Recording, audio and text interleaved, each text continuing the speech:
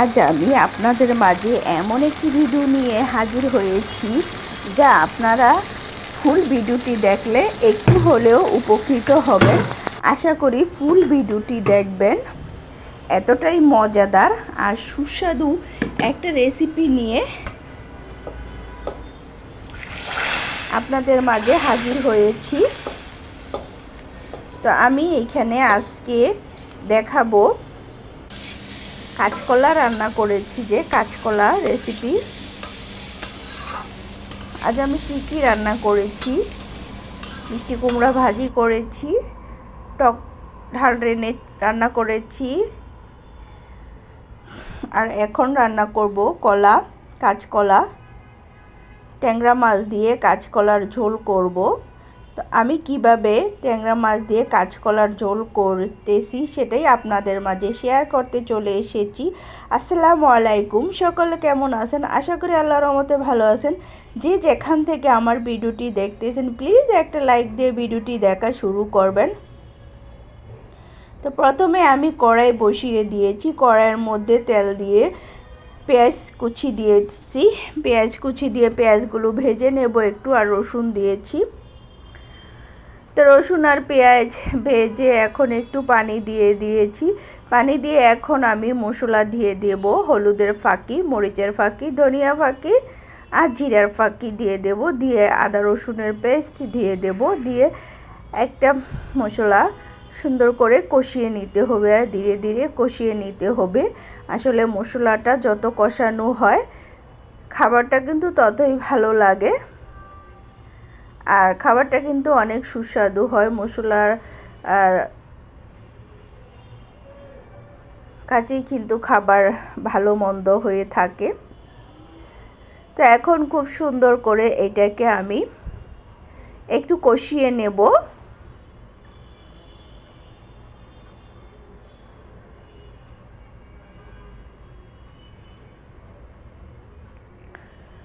So 5 মিনিটের জন্য ঢেকে দিলাম।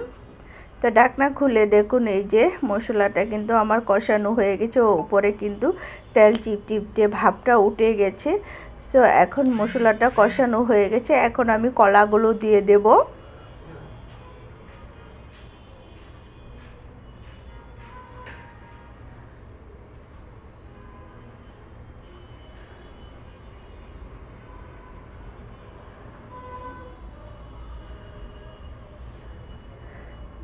এখন আমি মাছগুলো দিয়ে দিচ্ছি, মাছগুলো দিয়ে একটু কষিয়ে নেব, যে আমি ট্যাংরা মাছ দিয়ে রান্না করতেছি।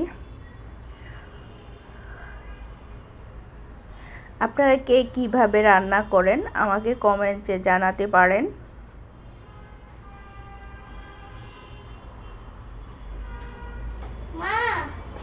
তো এখন মাছগুলো কষায় নিতে হবে, মাছগুলো একটু ভালো করে কষিয়ে নিতে হবে যাতে কাঁচা গন্ধ না আসে। আমি মাছগুলো এভাবে কষিয়ে নিয়ে নামিয়ে নেব। তো এখন ঢাকনা দিয়ে ঢেকে দিলাম, 5 মিনিট পর ফিরে এসেছি। সো আমার মাছগুলো কিন্তু কষানো হয়ে গেছে।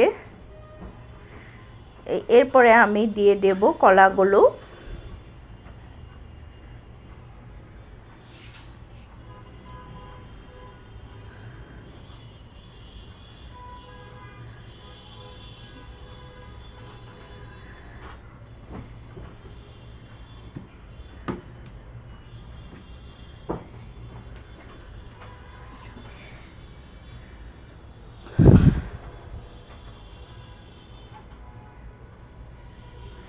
এর উপরে কলাগুলো দিয়ে এখন ঢেকে দিতে হবে।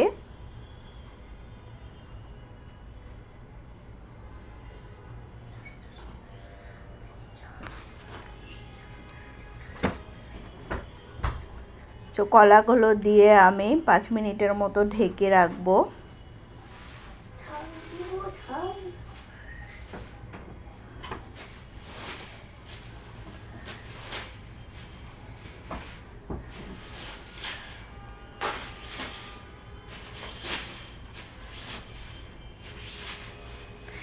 এখন ঢাকনা খুলে আমি মাছগুলো উঠিয়ে নেব, কেননা মাছগুলো নাড়াচাড়া করলে ভেঙে যেতে পারে, তাই মাছগুলো আমি উঠিয়ে রেখে দেব।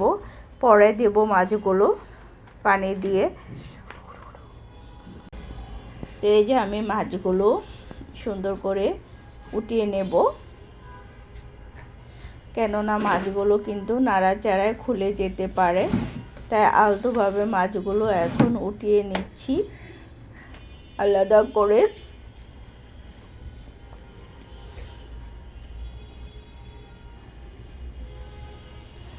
এই যে মাছগুলো আমি উঠিয়ে নিয়েছি।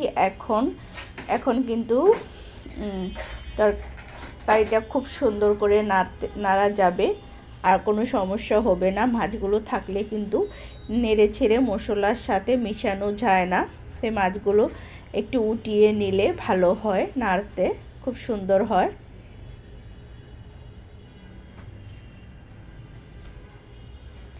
তো এখন আমার কষানো হয়ে গেছে, এখন পানি দিয়ে ঝোল দিয়ে দেব।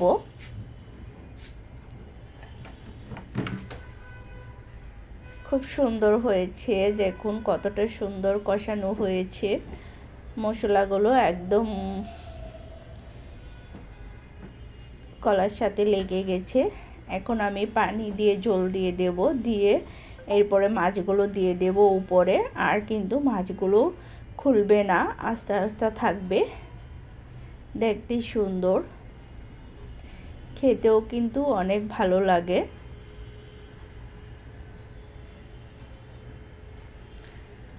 এই পর্যায়ে যারা যারা এতক্ষণ ধরে আমার ভিডিওটি দেখে চলে এসেছেন, লাইক দিতে ভুলে গেছেন, প্লিজ একটা করে লাইক দিয়ে দেন। সকল বন্ধুদের কাছে অনুরোধ, অনেকে আমার ভিডিও দেখেন কিন্তু লাইক দেন না, জানি না কেন লাইক দেন না, লাইক দিতে কি সমস্যা আপনাদের তাও জানি না, প্লিজ একটা করে লাইক দিয়ে দেবেন।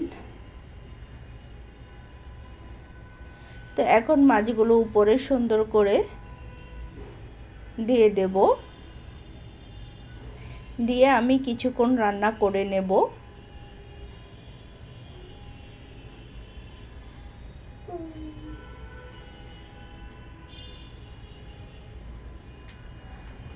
আজ আমি কলাটা এভাবেই রান্না করলাম। আপনারা কে কীভাবে রান্না করেন আমাকে কমেন্টস বক্সে জানাতে পারেন।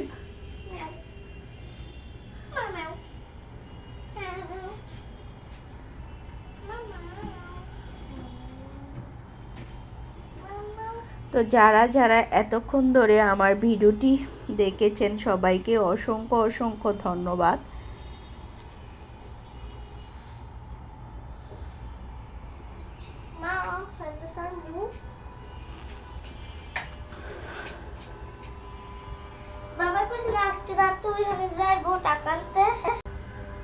এরপর কিন্তু আমার তরকারিটা হয়ে গেছে, কালারটা কত সুন্দর হয়েছে। কাঁচকলার কালার কিন্তু এত সুন্দর হয় না সহজে, এভাবে রান্না করলে কিন্তু খেতে অনেক স্বাদ হয়। তো এই পর্যায়ে আমি লবণ চেক করে নামিয়ে নেব।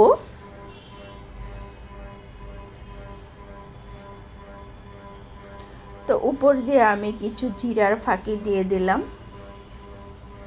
দিয়ে এখন নামিয়ে নেব।